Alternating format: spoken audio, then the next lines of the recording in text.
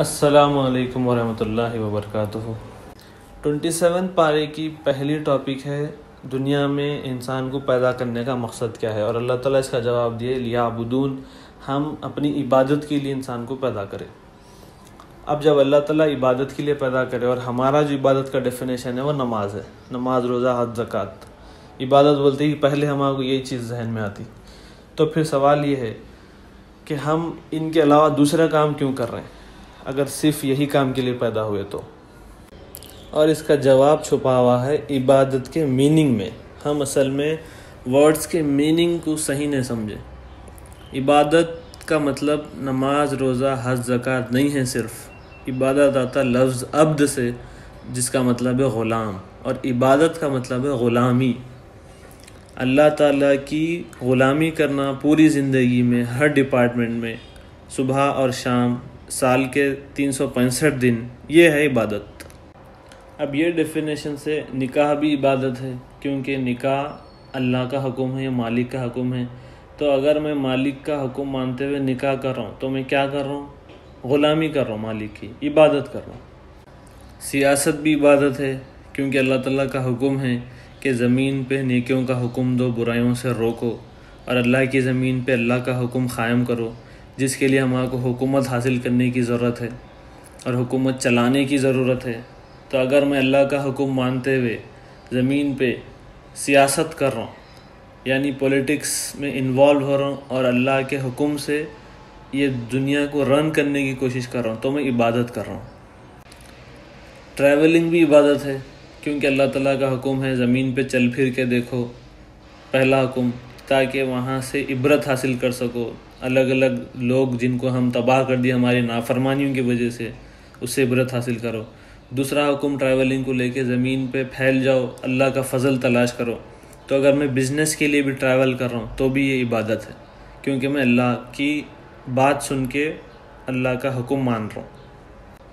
In short, ہر وہ کام جس کا اللہ تعالیٰ حکم دیے اور جس کو نبی صلی اللہ علیہ وسلم کر کے بتائے، کرنے کا طریقہ بتائے یا اجازت دیے، وہ سب عبادت ہے۔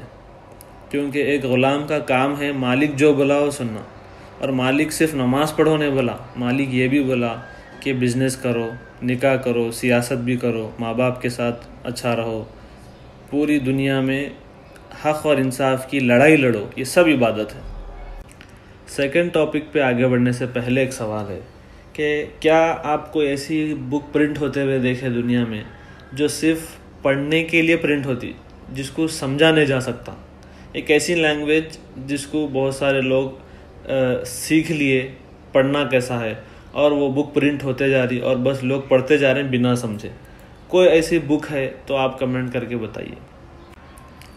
آپ کو زیادہ سرچ کرنے کی ضرورت نہیں پڑے گی، بس آج مسلمانوں کی حالت پہ غور کریے قرآن کو لے کے، تو اس کا آنسر مل جائے گا کہ ہاں یہ قرآن ہے، ایسی کتاب جو پرنٹ بھی ہو رہی اور اس کو پڑھا بھی جا رہا، سب سے زیادہ پڑھا جا رہا، لیکن افسوس کی بات یہ ہے کہ بنا سمجھے پڑھا جا رہا۔ یہ قرآن کے ساتھ سب سے بڑا مذاق ہے، اس کو بنا سمجھے پڑھنا اور صرف پڑھنے کو اصل بات سمجھنا۔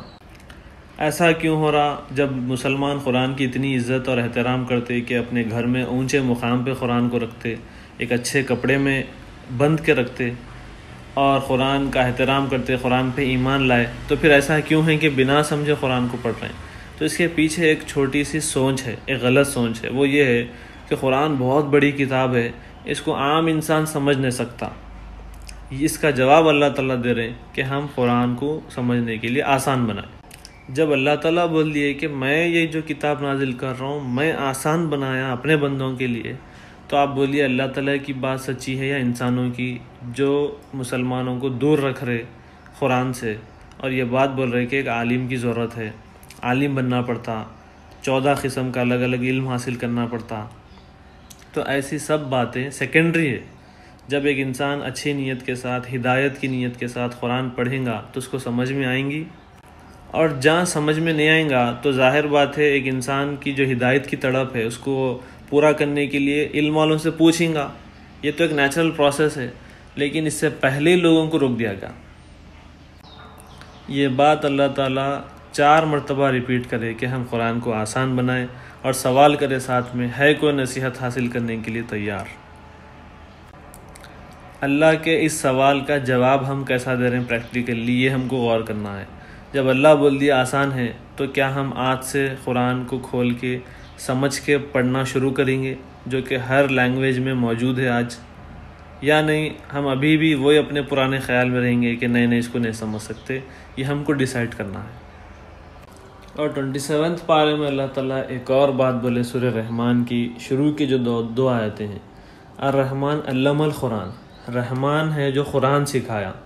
تو اگر کوئی قرآن سیکھ رہا، قرآن پڑھ رہا، تو وہ ڈائریکٹ اللہ تعالیٰ سے کلاسز لے رہا۔ اب آپ سوچیے، اللہ سے زیادہ اچھا کوئی سکھا سکتے انسان کو؟ ہم دنیا کے بڑی بڑی یونیورسٹیز سے پڑھنا اور پاس ہونا، وہاں کے کریڈینشلز حاصل کرنا، یہ فخر کی بات سمجھتے۔ پوری کائنات کا بادشاہ آپ کو اپنے گھر میں رہتے ہوئے کلاسز دینے کے لیے تیار ہے، اور ہم وہ قرآن کو کھولنے کے لیے تیار نہیں ہیں، سمجھ کے پڑھنے کے لیے۔ یہ بہت افسوس کی بات ہے، جس پہ ہم کو غور کرنا ہے اور لوگوں میں اویئرنیس کریٹ کرنا ہے کہ قرآن کو سمجھ کے پڑھنے کی کوشش شروع کرنی چاہیے۔ لاسٹ ٹاپک، ہم دنیا میں اپنے آپ کو گروپس میں بانٹ لیتے۔ کالج میں چلے گئے تو مسلم گروپ، ہندو گروپ الگ ہو جاتا اگر وہاں پر ہے تو، اگر سب مسلمس ہے تو پھر اپنے انڈرسٹینڈنگ یا اپنے پیسے یا اپنے لیول کے حساب سے ہم گروپس میں بڑھ جاتے۔ گینگس رہتے ہر جگہ، محلوں میں گینگ رہتے، مسجد میں گینگ ہے، ہر طرف گینگس ہے۔